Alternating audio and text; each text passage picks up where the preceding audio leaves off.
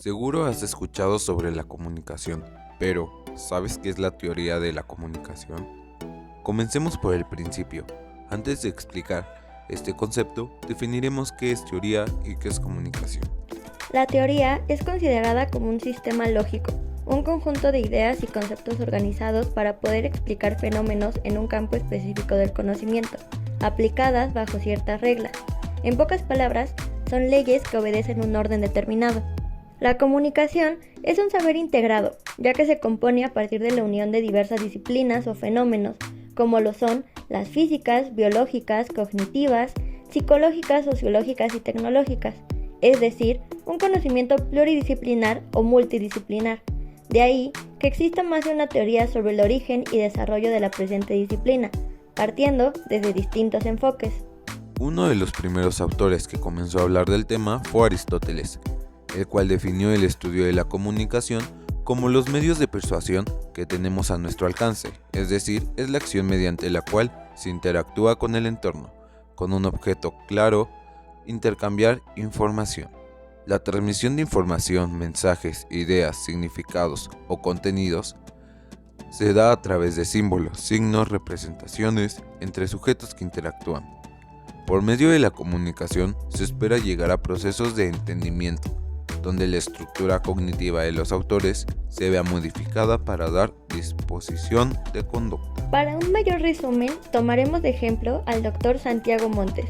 Él expone que es una forma particular de interacción que no se distingue de otras por el objetivo que se persigue, sino por los procedimientos a través de los cuales se lleva a cabo. Ahora sabemos que es necesario de 2 o más personas para una interacción comunicativa, pues con la herramienta que utilizamos para realizar ese intercambio de información, logramos la retroalimentación. Manuel Martín Serrano nos muestra un proceso diferente, donde localizamos a los actores como alter y ego, teniendo a su disposición las representaciones, las cuales son la interpretación que se puede obtener dependiendo de nuestro contexto, que puede ser político, social, económico. A través de estos estímulos, destaca la capacidad del ser vivo y nos profundiza en la importancia de las señales y el significado con que lo realizamos. Recordemos que la comunicación nace de la necesidad del ser vivo para sobrevivir a su vida cotidiana. El lenguaje, el paralenguaje e incluso las emociones no solo nos ayudan a mantenernos con vida. De acuerdo con Darwin, nos podemos expresar y entrar al área física emocional, es decir, es la libertad de poder transmitir lo que sentimos o queremos informar. La cultura es una forma de expresión que comunica nuestra identidad social. El autor, García Leonarda, define la cultura como el conjunto de valores y creencias compartidas por un grupo. Es un fenómeno complejo y multidimensional.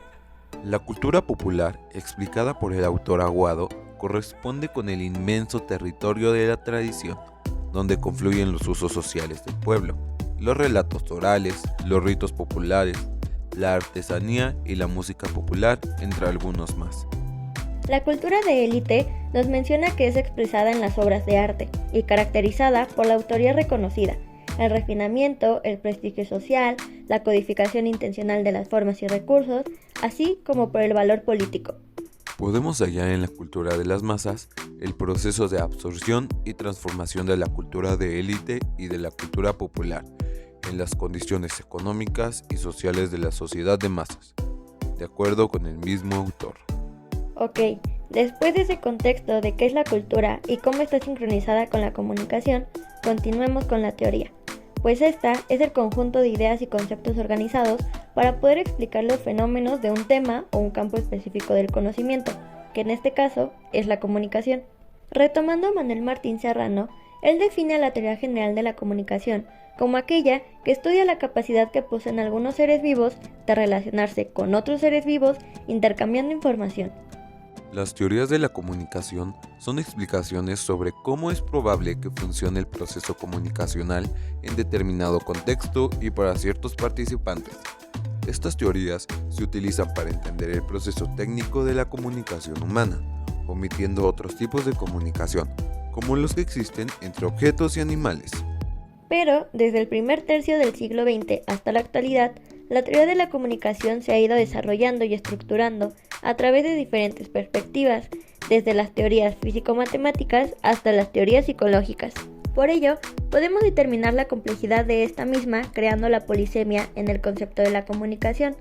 Boswell-Ludwig describe la comunicación como un conjunto de elementos en interacción en donde toda modificación de uno de ellos afecta las relaciones entre los otros elementos. Algunas teorías afines a la interacción son: la teoría de la aguja hipodérmica es una teoría que apunta a la gran influencia que tienen los medios de comunicación para los seres humanos.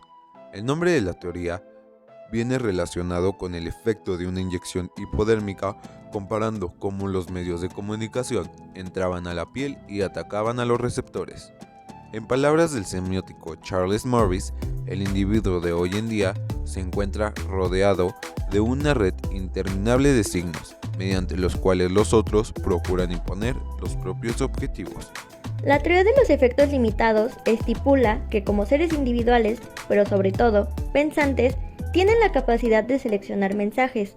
Se transforma determinadamente el concepto de audiencia, entendiendo a esta como un grupo de individuos no tan pasivos, sino por el contrario, con un poder limitado para intervenir su realidad.